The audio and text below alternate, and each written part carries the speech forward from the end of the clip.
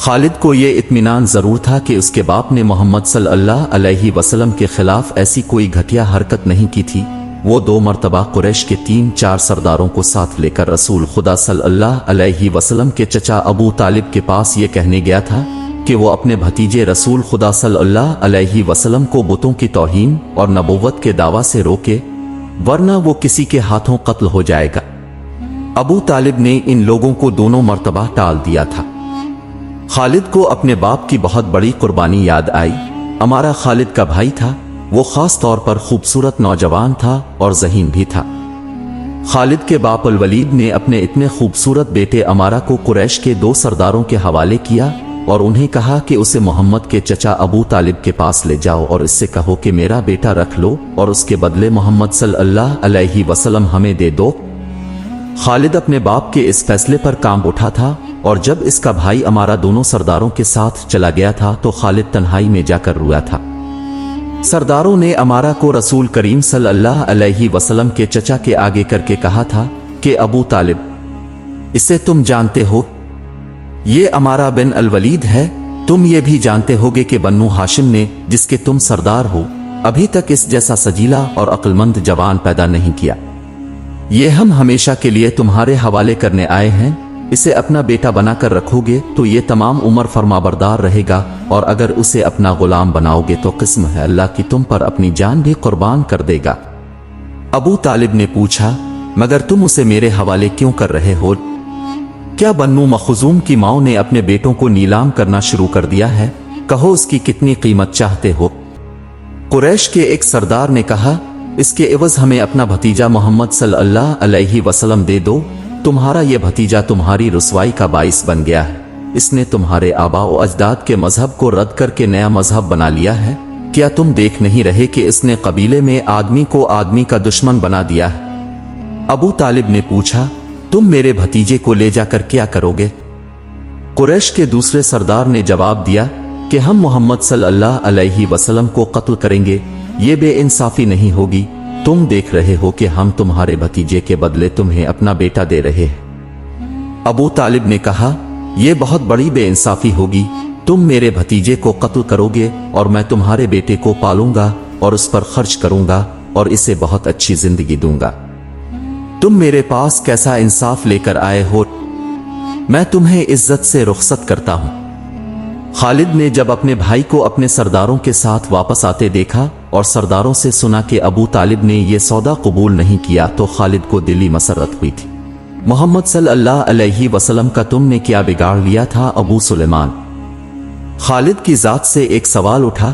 اس نے خیالوں ہی خیالوں میں سر ہلایا اور دل ہی دل میں کہا، کچھ نہیں۔ بے شک محمد صلی اللہ علیہ وسلم کا جسم طاقتور ہے، لیکن رکانہ بن عبد یزید جیسے پہلوان کو اٹھا کر پٹخنے کے لیے صرف جسمانی طاقت کافی نہیں۔ رکانہ بن عبد یزید رسول کریم صلی اللہ علیہ وسلم کا چچا تھا جس نے اسلام قبول نہیں کیا تھا۔ یہ عرب کا معنی ہوا پہلوان تھا۔ نامی گرامی پہلوان آئے جنہیں اس نے ایک ہی داؤ میں بیچ کر اٹھنے کے قابل نہ چھوڑا۔ وہ وحشی انسان تھا، صرف لڑنا مارنا جانتا تھا۔ خالد کو وہ وقت یاد آنے لگا جب مسلمانوں کو دکھ کرنے والے 3-4 آدمیوں نے ایک دن رکانہ پہلوان کو خوب کھلایا پلایا اور اسے کہا تھا کہ تمہارا بھتیجا محمد صلی اللہ علیہ وسلم کسی کے ہاتھ نہیں آتا، نہ اپنی تبلیغ سے باز آتا ہے، نہ کسی سے ڈرتا ہے، اور لوگ اس کے باتوں کے جادو میں آتے چلے جا رہے ہیں۔ کیا تم اسے سیدھا نہیں کر سکتے؟ رکانہ نے اپنے چہرے پر مست بھینسے کا تاثر پیدا کر کے تکبر کے لہجے میں کہا تھا کہ کیا تم میرے ہاتھوں اس کی ہڈیاں توڑوانا چاہتے ہو؟ لاؤ اسے میرے مقابلے پہ، لیکن وہ میرا نام سن کر مکہ سے بھاگ جائے گا۔ نہیں نہیں، میں اس کے ساتھ لڑنا اپنی توہین سمجھتا ہوں۔ اس نے اکسانے والے آدمیوں کی بات نہ مانی۔ وہ کسی پہلوان کو اپنے برابر سمجھتا ہی نہیں تھا۔ مسلمانوں کے دشمن خاموش ہو گئے، لیکن سوچتے رہے کہ رسول خدا صلی اللہ علیہ وسلم کو رکانہ کے ہاتھوں گرا کر اب صلی اللہ علیہ وسلم کا تماشا بنایا جائے۔ مکہ کے یہودی خاص طور پر رسول اکرم صلی اللہ علیہ وسلم کے دشمن تھے، لیکن وہ کھل کر میدان میں نہیں آتے تھے۔ وہ خوش تھے کہ اہل قریش آپس میں بٹ کر ایک دوسرے کے دشمن ہو گئے۔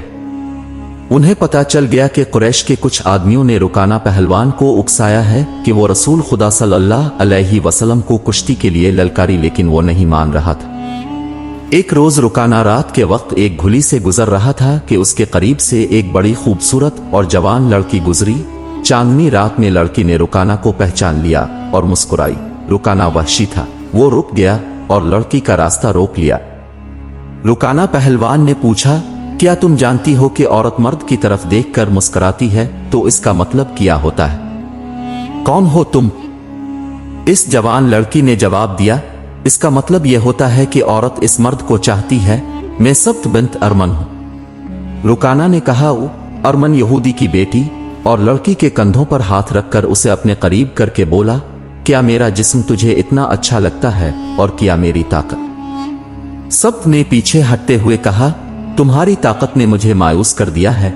तुम अपने भतीजे मोहम्मद से डरते हो। रुकाना ने गरज कर पूछा, कौन कहता है? सब्त ने कहा, सब कहते हैं। पहले मोहम्मद को गिरा दो, मैं अपना जिस्म तुम्हें इनाम में दूंगी। रुकाना ने कहा, अल्लाह के बेटों और बेटियों की किस्म, तेरी बात पूरी करके तेरे सामने आऊंगा, लेकिन तुमने गलत सुना है कि मैं मोहम्मद से डरता हूं। बात यह है कि मैं अपने से कमजोर के साथ लड़ना अपनी तौहीन समझता हूं, लेकिन तेरी बात पूरी करूंगा।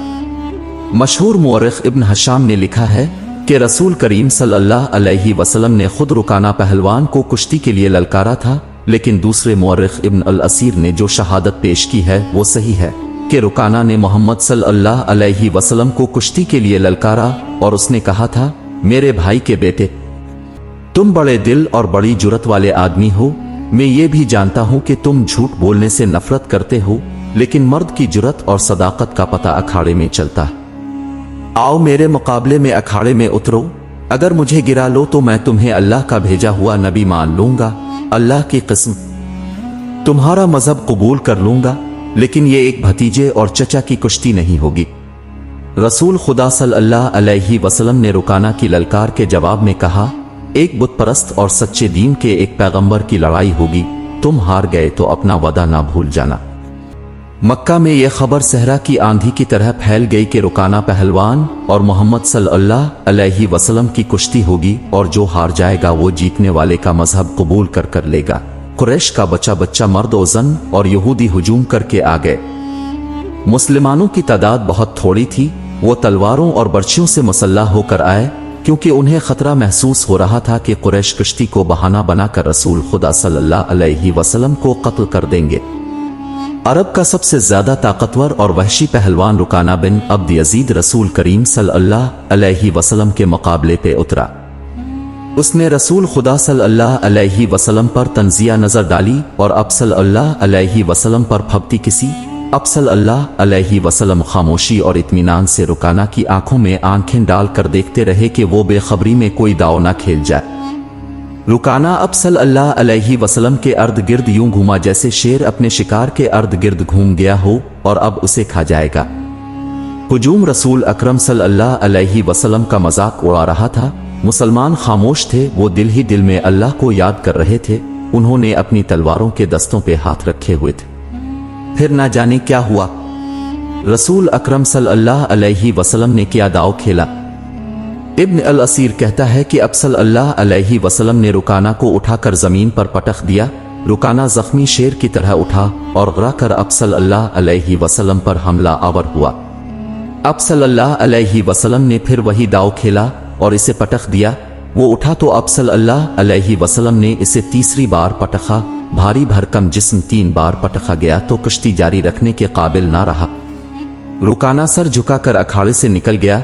हुजूम पर सन्नाटा तारी हो गया और मुसलमान नंगी तलवारें और बर्छियां हुआ में लहरा लहरा और उछाल उछाल कर नारे लगा रहे थे। रसूलुल्लाह सल्लल्लाहु अलैहि वसल्लम ने ललकार कर कहा, चचा रुकाना, अपना वदा पूरा कर और यही ऐलान करके आज से तो मुसलमान है। रुकाना ने कबूल इस्लाम से साफ इनकार कर दिया। खालिद ने नखलिस्तान में लेटे लेटे अपने अब से कहा, यह ताकत जिस्मानी नहीं थी। रुकाना को यूं 3 बार पटकना तो दूर की बात है, इसे कोई पछाड़ भी नहीं सका था। रसूल अकरम सल्लल्लाहु अलैहि वसल्लम का तसव्वुर खालिद के ज़हन में निखर आया। वो अब सल्लल्लाहु अलैहि वसल्लम को अच्छी तरह से जानता था, लेकिन अब वो महसूस कर रहा था जैसे वो मोहम्मद सल्लल्लाहु अलैहि वसल्लम कोई और थे जिन्हें वो बचपन से जानता था। اس کے بعد اب صلی اللہ علیہ وسلم نے جو رخ اختیار کیا تھا اس میں خالد اب صلی اللہ علیہ وسلم کو نہیں پہچانتا تھا۔ نبوت کے دعویٰ کے بعد خالد کی اب صلی اللہ علیہ وسلم کے ساتھ بول چال بند ہو گئی تھی۔ وہ اب صلی اللہ علیہ وسلم کے ساتھ دو ہاتھ کرنا چاہتا تھا، لیکن وہ رکانہ کی طرح پہلوان نہیں تھا۔ وہ میدان جنگ میں لڑنے والا اور لڑنے والوں کی قیادت کرنے والا جنگجو تھا، لیکن اس وقت مسلمان فوج کی صورت میں لڑنے کے قابل نہیں تھے۔ جب مسلمان فوج کی صورت میں لڑنے کے قابل ہوئے اور قریش کے ساتھ ان کا پہلا معرکہ ہوا، اس وقت خالد کے لیے ایسے حالات پیدا ہو گئے تھے کہ وہ اس معرکے میں شامل نہیں ہو سکا تھا۔ اس کا اسے بہت افسوس تھا۔ یہ معرکہ بدر کا تھا، جس میں 313 مجاہدین اسلام نے 1000 قریش کو شکست دی تھی۔ خالد دانت پیستا رہ گیا تھا، لیکن اس روز جب وہ اس نخلستان میں لیٹا ہوا تھا اسے خیال آیا کہ 313 نے 1000 کو کس طرح سے شکست دے دی تھی۔ اگلا ایپیسوڈ 3 دن بعد اپلوڈ کیا جائے گا۔ اگر آپ چینل پر نئے ہیں تو چینل کو سبسکرائب کریں۔